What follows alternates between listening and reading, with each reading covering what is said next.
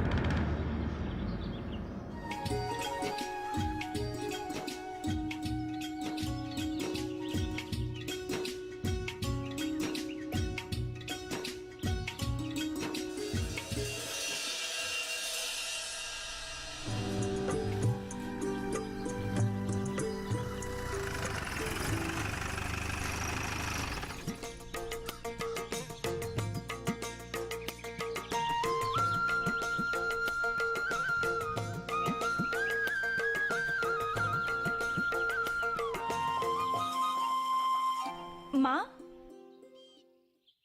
अरे अपरा, अरे मामू देख तो कौन आई है।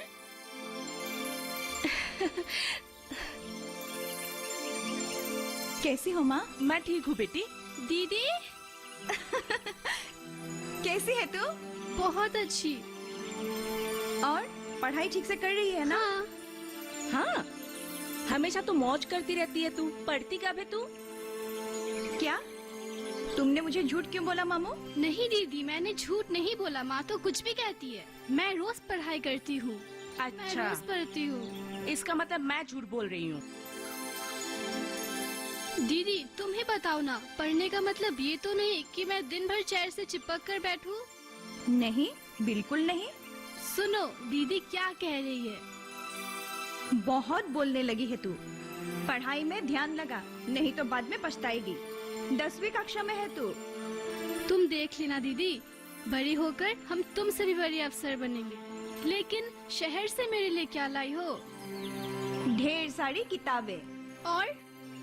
और क्या चाहिए तुम्हें? देखो ना माँ, दीदी मुझे छेड़ रही है। दीदी इतनी दूर से आई है, पहले उसे आराम तो करने दे। चल बेटी।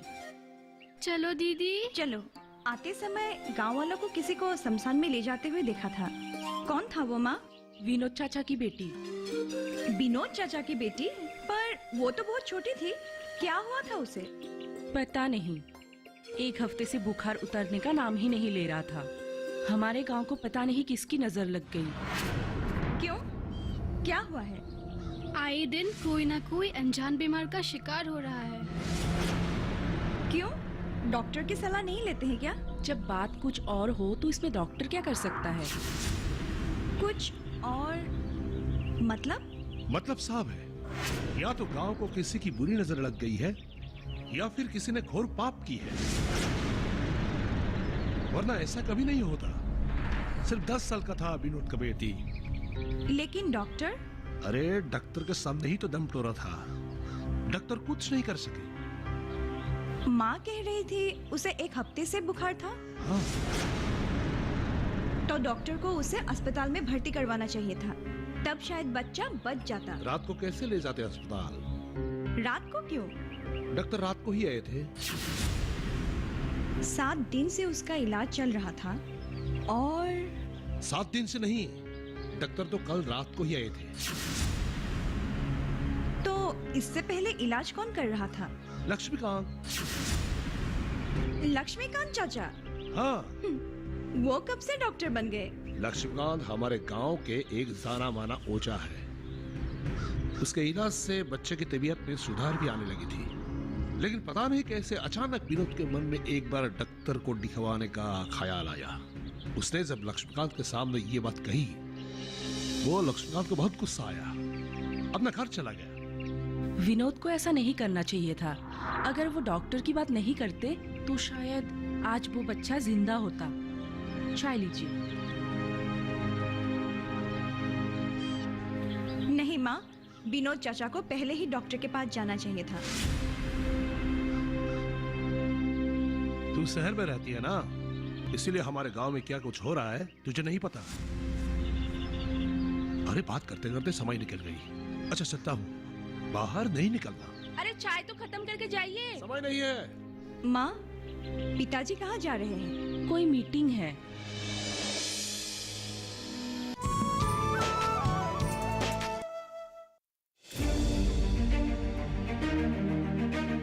सरकार की प्राथमिकता का केंद्र कृषि। हर दिन नई इबारत, आत्मनिर्भर नया भारत। आधुनिक तकनीक और विज्ञान का मेल। किसानों की मेहनत है ये, नहीं है कोई आसान खेल। बीज से बाजार तक, अन्नदाता से खरीदार तक।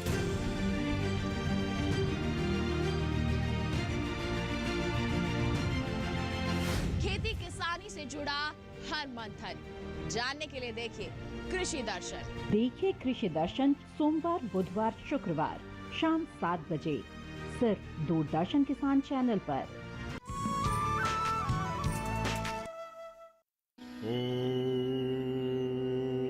अंतरिक्षय शांति, पृथ्वी शांति शांति, रसदाय शांति, वनस्पताय शांति, विश्वदेवाय शांति, ब्रह्मा शांति, सर्व शांति, शांतिदेव शांति, हृदय शांति शांति शांति।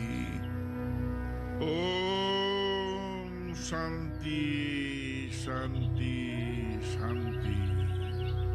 स्वर्गलोक में शांति हो, अंतरिक्ष में शांति हो, पृथ्वी में शांति हो, जल में शांति हो, औषधियां शांत हो, वनस्पतियां शांत हो, विश्व के देव शांत हो, ब्रह्मदेव शांत हो, सर्वत्र शांति हो, शांति भी शांत हो। ब्रह्म हमें और शांति दे। देवी, दैहिक, भौतिक तीनों प्रकार की शांति हो। ओम शांति शांति शांति।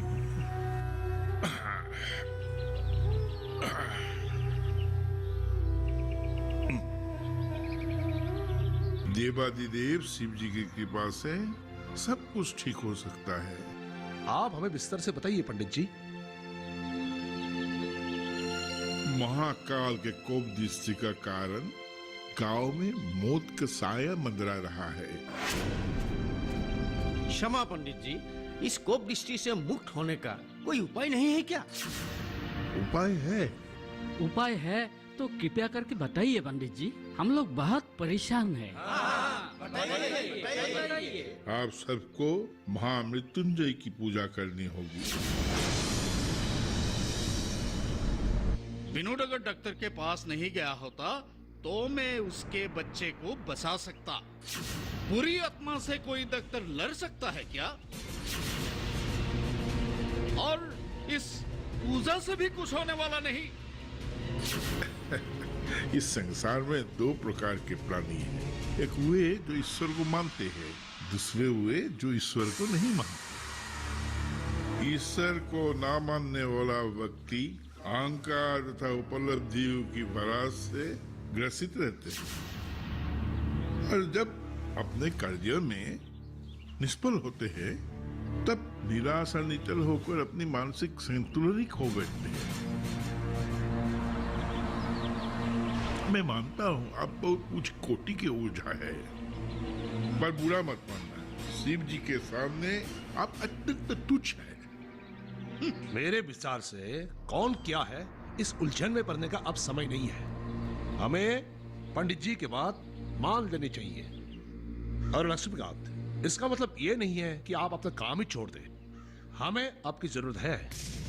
पंडित जी के अनुसार पूजा करने से शिव जी कृपा जरूर करेंगे, लेकिन हमें प्रयास करनी होगी। अब प्रयास कौन करेगा? आप लक्ष्मीकांत। दिगंबर भाई, मैं तो सिर्फ सच्चाई बता रहा था, लेकिन पंडित जी ने भी तो सबके सामने ईश्वर विरोधी बना दिया। और तो और मुझे निष्फल, अहंकारी, पागल बताया। मैंने तुमको निष्फल, अहंकारी, पागल नहीं कहा लक्ष्मीकांत। कोई बात नहीं पंडित जी। आकाश में धूल, आंधी, धुआं कितने भी ना आ जाते, लेकिन आकाश की नीलिमा में रंध्र मात्र अंतर नहीं लाती। सूर्य में कितने भी बादल आ जाए, पर उसकी प्रकाश में कभी कमी नहीं आती। तो तुम अशांत क्यों हो? मैं शांत हूँ। हाँ, सबको दिख रहा है। सूर्य, आकाश कभी आसान नहीं होते लक्ष्मीकांत। क्या आपको मुझसे बेर है? यही सवाल तो मैं तुमसे करना चाहता हूँ लक्ष्मीकांत। जब मैं गांव के भलाई के लिए देवाज्ञा अनुसार गांव में महामृत्युंजय की पूजा करने के उपाय बता रहा हूँ, तो तुम बार बार क्यों बाधा उत्पन्न कर रही हो भाई?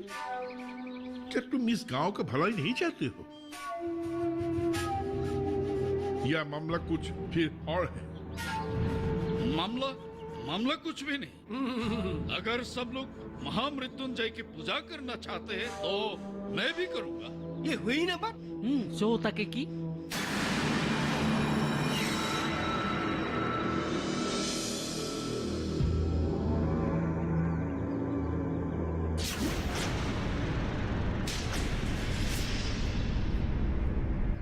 चाय पी लो जी, मलाई मर के। चाय, मैं कह रही हूँ चाय पी लो जी। ठंडे हो जाने से पीने का मजा ही नहीं आएगा जी। ए जी, कहाँ खो गए हो जी? बड़े प्यार से बनाई थी मैं, मलाई मार के। चाय लाई हो? जी। मलाई मार के? हाँ जी, मलाई मार के। मेरे लिए लाई हो? बड़े प्यार से जी। तुम्हें मालूम है क्या?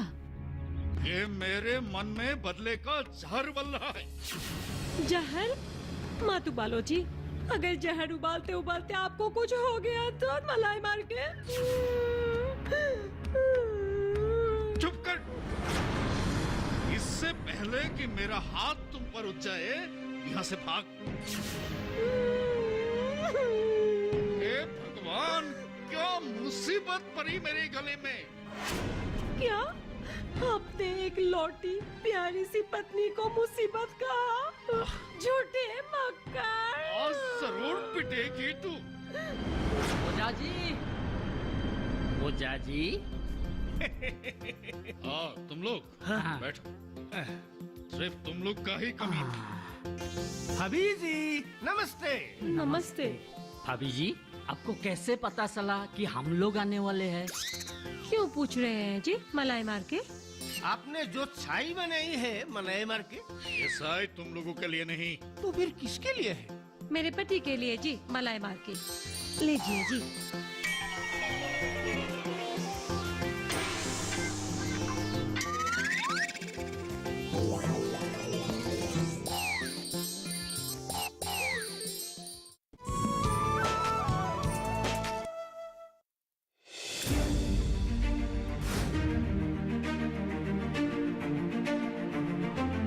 फसलों की भाव से लेकर उनकी आवक तक, पैदावार से लेकर बुआई के क्षेत्रफल तक, आयात से लेकर निर्यात तक, घरेलू से लेकर वैश्विक बाजार तक, मंडियों की सही और ताजा जानकारी पाएंगे। विशेषज्ञों की राय का लाभ उठाएं। देखिए मंडी खबर सोमवार से शनिवार शाम 5 बजे सिर्फ दूरदर्शन किसान पर।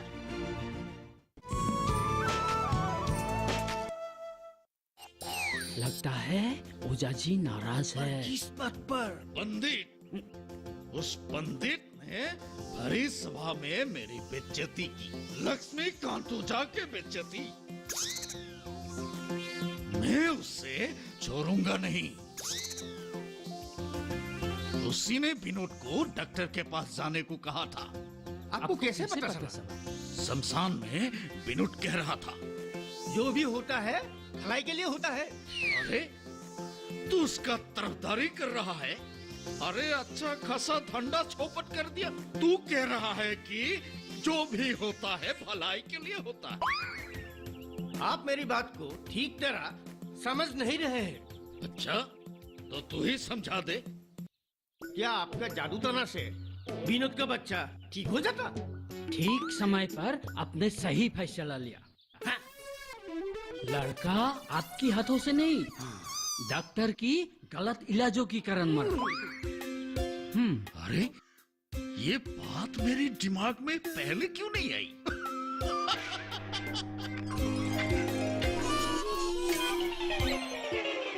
कैसे आता मैं? आजकल के जमाने में भी लोग डॉक्टर से ज्यादा ओझा तांत्रिक पर विश्वास करते हैं। संदेह मात्र पर किसी को भी डायन बनाकर जला देते हैं। उस लड़की को क्या हुआ था सर? लक्षण तो मलेरिया का था, लेकिन डेंगू भी हो सकता है। गांव वाले स्वास्थ्य और स्वच्छता के बारे में जागरूक नहीं हैं। ज्यादातर लोग खुले में ही शौच पेशाब करते हैं, जिससे बीमारियां फैलती हैं।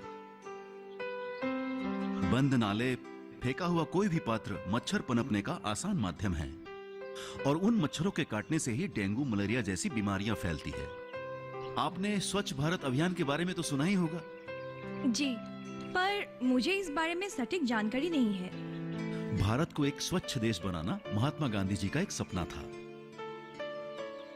उन्होंने अपने वक्त में नारों द्वारा और अपने कर्मों से लोगों को प्रेरित करके स्वच्छ भारत की कोशिश की, परंतु लोगों के कम रुचि के कारण वे असफल रहे।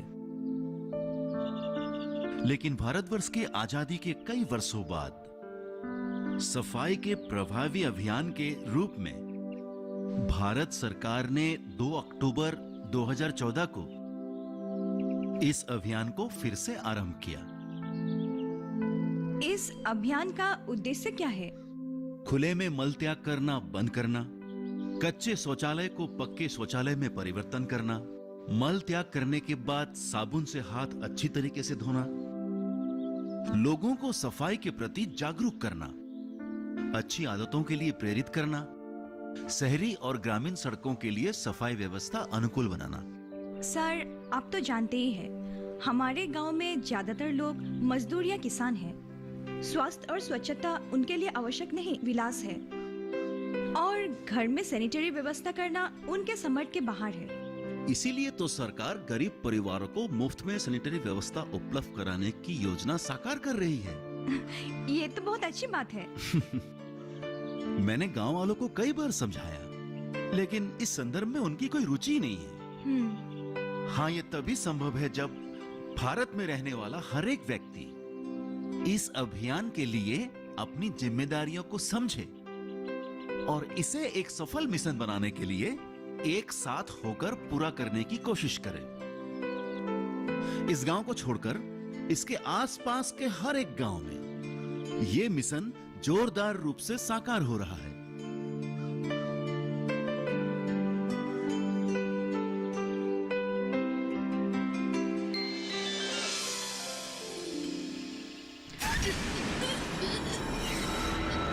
अरे बेटी क्या हुआ? अरे क्या हुआ? क्या हुआ बेटा? अरे क्या हुआ? क्या हुआ? तो अचानक ललिता, बाहर हो तो।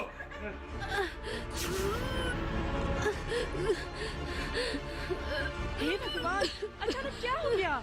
अपरा,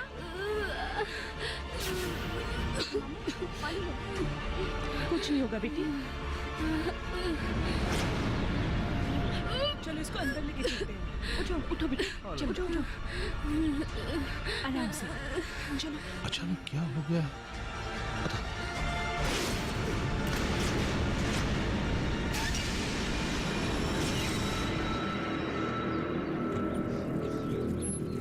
अपराजिता, तुम? सर, मैं आपके पास ही आ रही थी। आप जल्दी हमारे घर चलिए। क्यों? क्या हुआ? मेरी बहन की तबीयत खराब है। बहुत बुखार है क्या? नहीं, पेट दर्द और उल्टियाँ हो रही है। चलो जल्दी चलो। हाँ।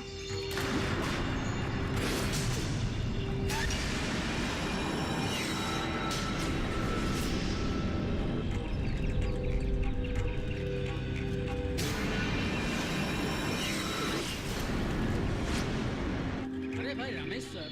हाँ भाई बोलो मनमोहन। डॉक्टर के साथ ये लड़की कौन थी यार? पर्सनली ये दिगंबर का बेटी अपराजिता है, शहर में पढ़ाई करती है। अच्छा, एकदम हीरोइनी जैसी लगती है। अरे भाई मनमोहन, गांव आते ही वो डॉक्टर को फंसा लिया है। चलो चलो। जय मां काली, जय मां काली।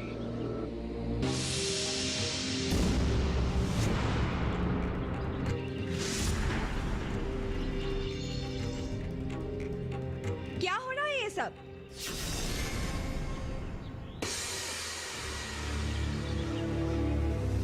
कहाँ है भूत? दिखा सकते हैं आप? देखेंगे तो मानेंगे। तुम पढ़ी लिखी हो, इस गांव की हो, तुम गांव वालों को समझाती क्यों नहीं हो? किस संदर्भ में? स्वास्थ्य और स्वच्छता को लेकर गांव वालों को जागरूक करना आवश्यक हो गया है। तुम गांव वालों को मनवा लो, 1 महीने के अंदर पूरे गांव में पक्के सैनिटरी शौचालय होंगे।